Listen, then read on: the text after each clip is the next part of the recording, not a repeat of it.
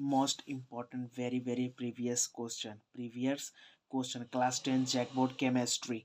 ठीक है, ये लेसन 1 का रासायनिक अभिक्रियाएं एवं समीकरण। ठीक है, वायु में जलाने से पहले मैग्नीशियम रिबन को साफ क्यों किया जाता है, ये आपको 2 नंबर में पूछा जाएगा। ठीक है, जब लोहे की कील को कॉपर सल्फेट के विलयन में डुबोया जाता है तो विलयन का रंग क्यों बदल जाता है, ये भी आपका 2 नंबर में ही पूछा जाएगा। संतुलित रासायनिक समीकरण क्या है, रासायनिक समीकरण को संतुलित करना क्यों आवश्यक है। ठीक है, ये वेरी वेरी इंपॉर्टेंट क्वेश्चन है। ठीक है, ये पूछा जा सकता है इस बार, ये वेरी वेरी इंपॉर्टेंट क्वेश्चन है।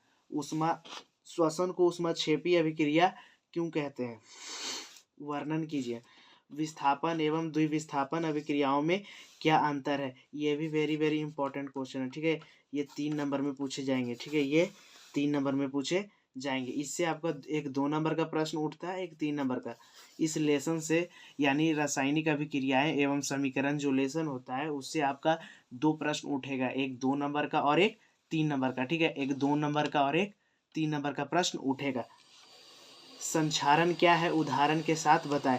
विकृत गंधिता क्या है, उदाहरण के साथ इसको भी हम लोग को बताना है। रासायनिक समीकरण को संतुलित करना। ठीक है, रासायनिक समीकरण को संतुलित करने आप सीख ले। ठीक है, रासायनिक समीकरण को संतुलित करना आप सीख ले, ये हमेशा 3 नंबर में पूछा जाता है। ठीक है, रासायनिक समीकरण को संतुलित कैसे करते हैं, जैसे आपको इक्वेशन दिया हुआ रहेगा यानी समीकरण दिया हुआ रहेगा, इसको आपको सिद्ध करना है। जैसे कि 2mg। ठीक है, ये यानी कि LHS बराबर RHS होना चाहिए, ये आपको सिद्ध करने आना चाहिए। ठीक है, ये हमेशा पूछे जाते हैं 3 नंबर में। ठीक है, ये हमेशा पूछे जाएंगे 3 नंबर में। अब हम लोग लेसन 2 में आते हैं, आम्ल क्षारक एवं लवण। ठीक है, आम्ल क्षारक एवं लवण वाले लेसन 2 केमिस्ट्री का। पीतल एवं तांबे के बर्तनों में दही एवं खट्टे पदार्थ क्यों नहीं रखना चाहिए, क्या क्षारीय विलयन में H+ आयन होते हैं, अगर हाँ तो यह क्षारीय क्यों होते हैं। आश्रित जल विद्युत का चालन क्यों नहीं होता जबकि वर्षा का जल होता है। उदासीनीकरण अभिक्रिया क्या है, 2 उदाहरण दे। इसे ये 2018 में बोर्ड के एग्जाम में पूछा जा चुका है। ठीक है, इसे ध्यान से करें, ये 3 नंबर में पूछा जा चुका है। धोने का सोडा एवं बेकिंग सोडा के 2 उदाहरण बताएं यानी कि उपयोग बताएं। ठीक है, धोने का सोडा और बेकिंग सोडा के 2 प्रमुख उपयोग बताइए। उभयधर्मी ऑक्साइड क्या है, उदाहरण के साथ बताना है। ठीक है, उभयधर्मी ऑक्साइड क्या है, उदाहरण के साथ बताना है। ये 2021 के क्वेश्चन में आ चुका है 3 नंबर में। ठीक है, अब आगे हम लोग लेसन 3 का देखें।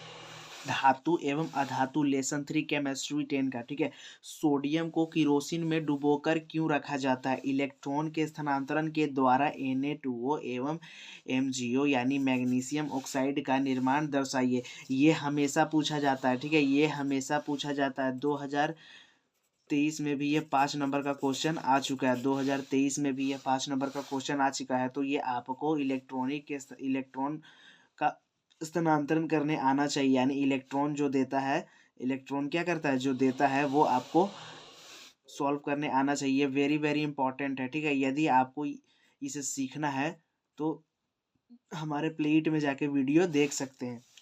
आयनिक यौगिक का गलनांक उच्च क्यों होता है, मिश्र धातु क्या होते हैं, रासायनिक गुणधर्मों के आधार पर धातु एवं अधातु में विभेदित लिखें। ठीक है, ये 5 नंबर का है, ये 5 नंबर का है और ये 2022 में पूछा जा चुका है। और धातु और अधातु में क्या अंतर होता है उसको लिखना है और भौतिक गुणधर्म के आधार पर लिखना है। ठीक है ना, और भौतिक गुणधर्म पे ये भी 5 नंबर में पूछा जा चुका है 2022 में। साथ ही में इसमें से दो इसका अंतर लिखने आया था और 2 इसका अंतर लिखने आया था। जब भी लेसन 3 से क्वेश्चन हमारा पूछा जाता है तो 5 नंबर का ही पूछा जाएगा। ठीक है, जब भी लेसन 3 से क्वेश्चन पूछा जाता है तो 5 नंबर का ही पूछा जाता है। अब लेसन 4 कार्बन एवं उनके यौगिक। ठीक है, कार्बन एवं उनके यौगिक, इससे भी जब भी क्वेश्चन पूछा जाएगा ना तो 5 नंबर का ही पूछा जाता है। लेसन 4 से जब भी क्वेश्चन पूछा जाता है तो 5 नंबर का ही पूछा जाएगा। कार्बन के 2 गुणधर्म कौन से हैं जिनके कारण हमारे चारों ओर कार्बनिक यौगिक की विशाल संख्या दिखाई देती है। ठीक है, ये वेरी वेरी इंपॉर्टेंट क्वेश्चन है जो कि 2016 में पूछा जा चुका है, ठीक है। इसे फिर से पूछने का बहुत ज़्यादा ही चांसेस है, 90% चांसेस है कि ये 2025 में पूछेगा 2025 में पूछेगा। निम्न यौगिकों की संरचना चित्रित कीजिए, ठीक है। इसमें बॉन्ड बनाना है, ठीक है, यानी आवंध बना के दिखाना है, ये सब का रासायनिक सूत्र लिखना है और उसके बाद आवंध बनाना है, ठीक है। ये आवंध बनाने आपको आना चाहिए, हर ईयर लगभग पूछा ही जाता है। ये 2023 में भी पूछा गया, 2024 में भी पूछा गया, तो मेरे ख्याल से 2025 में भी इसे पूछा ही जाएगा। इसमें भी 90% चांसेस है, ठीक है। ऑक्सीकारक क्या होता है, समजातीय श्रेणी ऑक्सीकारक क्या होता है और समजातीय श्रेणी क्या है, उदाहरण दे। भौतिक एवं रासायनिक गुणधर्म के आधार पर एथेनॉल एवं एथेनोइक अम्ल में अंतर लिखे। ये भी 2017 के क्वेश्चन में पूछा जा चुका है, तो इसे ध्यान से पढ़ें। हाइड्रोजनीकरण क्या है, इसका औद्योगिक अनुप्रयोग क्या है। साबुन की सफाई की क्रियाविधि को समझाइए, भी 5 नंबर में पूछा जा चुका है, ठीक है। ये सारे के सारे प्रीवियर क्वेश्चन है। अब लेसन 5 में हम लोग चलते हैं। लेसन 5 से जब भी क्वेश्चन पूछा जाएगा ना, तो 3 नंबर का ही पूछा जाएगा। इस चैप्टर का नाम तत्वों का आवर्त वर्गीकरण है, ठीक है। इसमें से जब भी क्वेश्चन पूछा जाता है तो 3 नंबर का ही पूछा जाता है। ये सारे भी प्रीवियस क्वेश्चन है। मेंडलीफ ने अपनी आवर्त सारणी तैयार करने के लिए कौन कौन सा मापदंड अपनाया।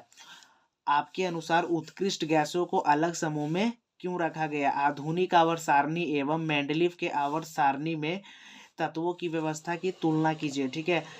तत्वों के इलेक्ट्रॉनिक विन्यास का आधुनिक आवर्त सारणी में तत्व की स्थिति से क्या संबंध है, ठीक है।